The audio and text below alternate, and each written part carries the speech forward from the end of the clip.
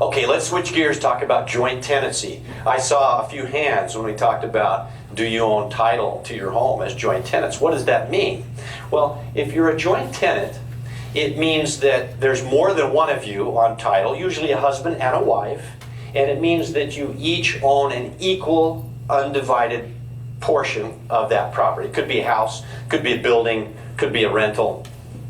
And it's something that you can't transfer or cancel.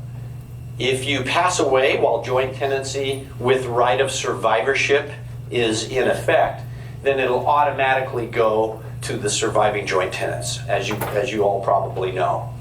If you want to take out a new loan or refinance, all the joint tenants have to sign the paperwork, right? Because everybody's going to be liable for the new financing.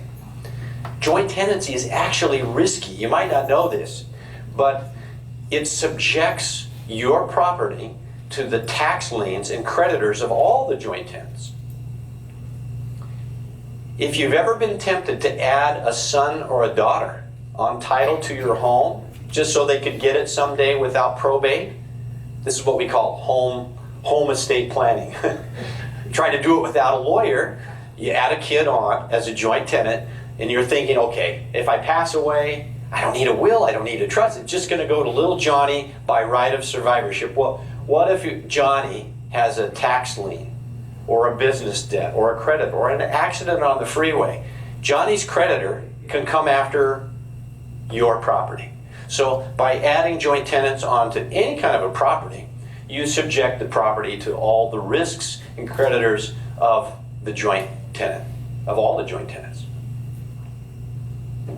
Also, when you add a child or someone onto a property as a joint tenant, you're also making a gift, a taxable gift. You know, you can give $14,000 a year to anyone without paying gift tax. The person you give the money to does not pay any income tax. That's a good thing.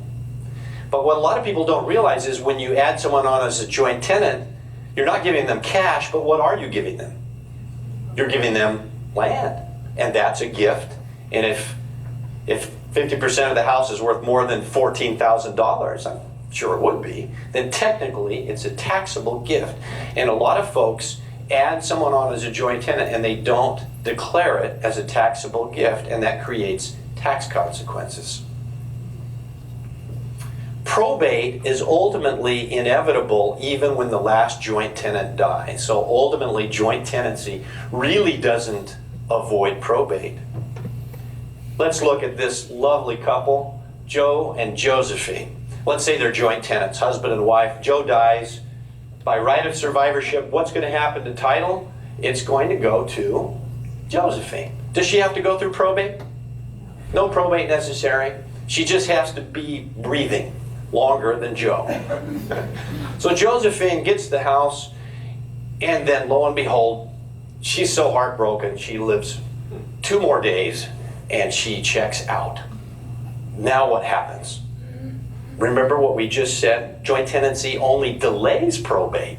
Now there's going to be a probate, and wherever Josephine's will says it will go, it will go.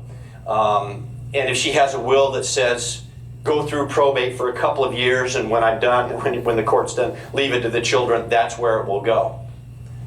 What if she doesn't have a will? What if she didn't say what's going to happen? Well, there are different scenarios. Let's look at an alternative. Let's say Josephine doesn't die in 2 days. Let's say she bounces back.